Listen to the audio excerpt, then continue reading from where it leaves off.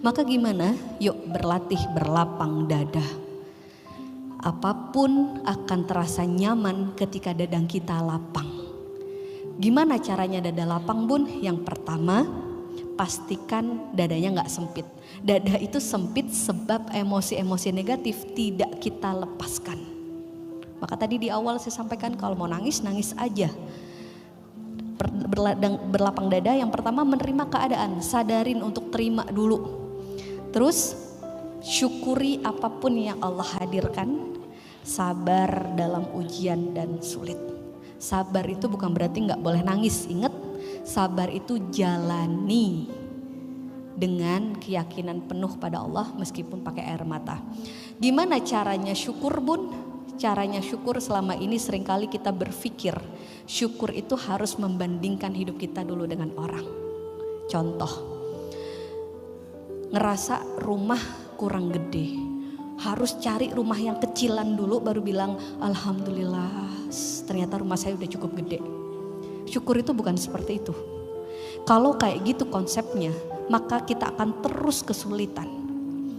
Syukur itu artinya adalah mensyukuri setiap apapun yang Allah hadirkan. Dan bentuk salah satu syukur adalah berterima kasih kepada wasilah kebaikan yang Allah kasih. Jadi siapapun yang memberi kebaikan kepada kita, termasuk orang-orang yang menggoreskan luka kepada kita dan membuat kita semakin baik, maka kita wajib berterima kasih. Contoh, bukankah banyak orang yang sholatnya lebih nikmat setelah Allah kasih masalah? Benar gak, Bun? Benar? Kalau lagi lapang semua, doanya Rabbana atina fid dunya hasanah wa fil amin. Tapi kalau ada masalah baru gelar sajadah sudah menitikkan air mata. Benar? Dan siapa-siapa yang mengantarkan kita pada titik itu, maka kita wajib berterima kasih. Bun, ternyata yang mengantarkan adalah orang ketiga di dalam pernikahan. Say thank you, makasih ya. Dan itu gak mudah, guys. Gak mudah memang. Tapi setidaknya di dalam hati kita bilang, ya Allah, sebab wasilah ini saya jadi merasakan nikmatnya sholat. Mending mana, Bun? Kayak Fir'aun, Allah kasih punya kemewahan dunia, semua yang dia inginkan didapat. Bahkan dalam sebuah riwayat, Fir'aun tidak pernah sakit gigi. Saking gak pernah sakit, makanya dia jadi merasa Tuhan, jadi takabur. Mending mana seperti Fir'aun? Dia dikasih semua kemewahan dunia, tapi hatinya tidak bisa hidup dan tidak bisa merintih nama Allah.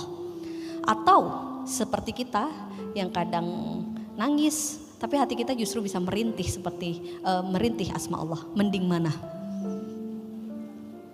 Mending dikasih kemewahan hidup tapi bisa merintih nama Allah. Itu gak ada di pilihan. Berarti gimana, Bun, caranya banyak bersyukur? Satu, agar minasyakirin ya, karena kata Allah la in syakartum la azidannakum wa la in kafartum inna adzabi lasyadid. Orang yang pandai bersyukur Allah limpahkan lebih banyak nikmat, tapi orang yang kufur Allah kasih adab yang pedih. Dan kata ulama tafsir mufasir, adab yang pedih itu dimulai dari dunia. Apa adab yang pedih dimulai dari dunia? Hati yang sering galau. Jadi kalau hati kita sering galau, pikiran kita sering overthinking, itu sebenarnya adalah indikator ada sesuatu track hati kita yang sedang tidak tepat. Gimana caranya bersyukur? Banyak-banyak sadar. Yuk kita praktek. Selama ini seringkali di saat nikmat Allah kasih sama kita, kesadaran kita tidak pada nikmat tersebut. Benar? Allah ngasih kita sehat, kita gak sadar bahwa kita sedang sehat. Baru ngerasa sadar di saat sedang sakit. Allah kasih kita bisa minum lancar, kita gak sadar di saat nikmat itu dikasih. Baru kerasa nikmatnya minum di saat kita gak bisa minum. Maka ini salah satu cara untuk kita berlatih syukur di setiap hembusan nafas kita dengan cara mindful atau khusyuk.